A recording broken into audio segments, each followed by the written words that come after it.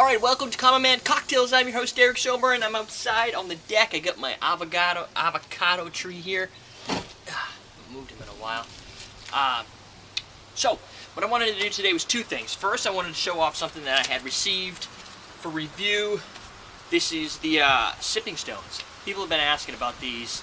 It's a gift set of 9 sipping stones, and it comes in a little pouch right here.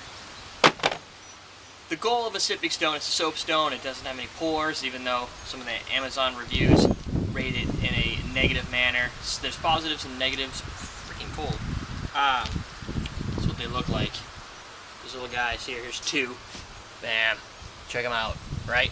So they're stones. They don't have any scent to them, but of course people complain.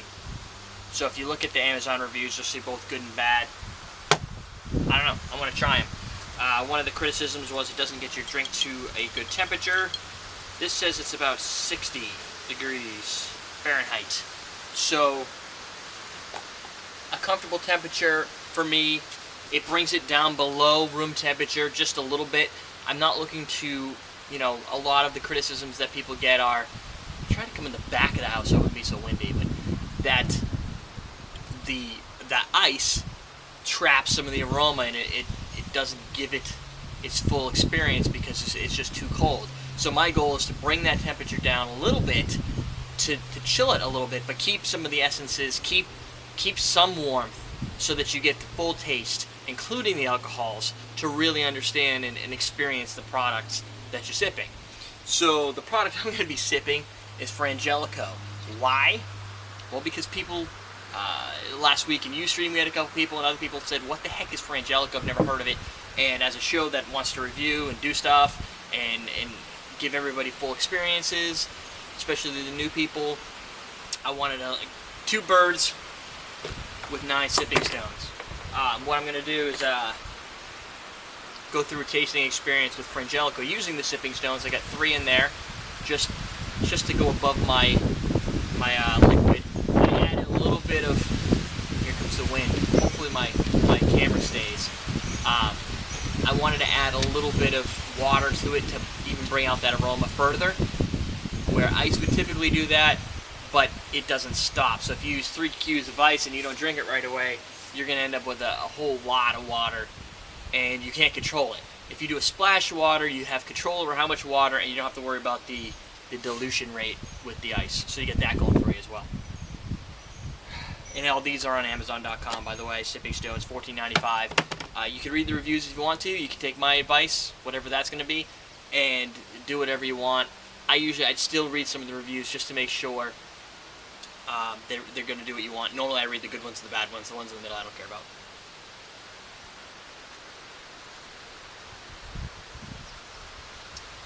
The other thing you got to watch out for, this is true with everything, is that you hold the glass. I got a nice base here, a nice hard bottom. EverydayDrinkers.tv/store will bring you over to Awesome Drinks and give us credit for it, where you can get these small low balls. They get the nice big heavy bottom on them. There's some sweetness to the hazelnut, which is what Frangelico really is. It's a hazelnut liqueur. I did a little research. It's produced in Italy.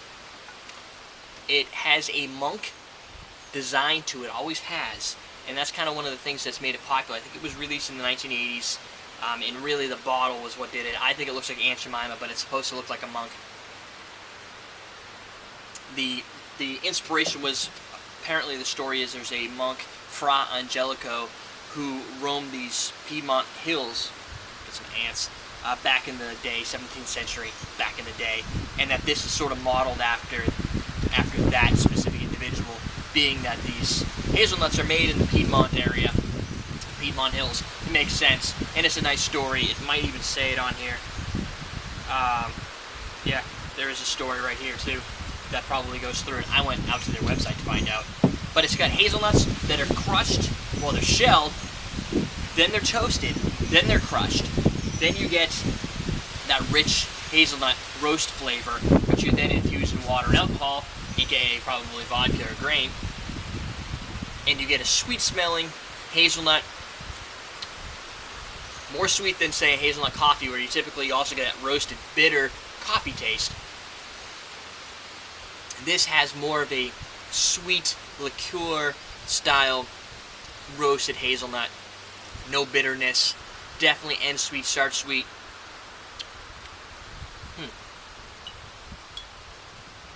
I can't recall if I've ever tasted Frangelico alone. I would have thought this would be a turnoff for me because I'm not a huge fan of hazelnut coffee. I think it's just a way over coffee, over hazelnutted, if you will. And I don't know. I'm starting to it's growing on me, but this is much better. I would say if you're gonna do that, use a really nice quality standard coffee. Add a little Frangelico to it to get the hazelnut coffee liqueur / coffee nature, so you get that rich, bold flavor of your favorite coffee, plus a nice sweetness. Maybe not even adding sugar, just add the Frangelico in there.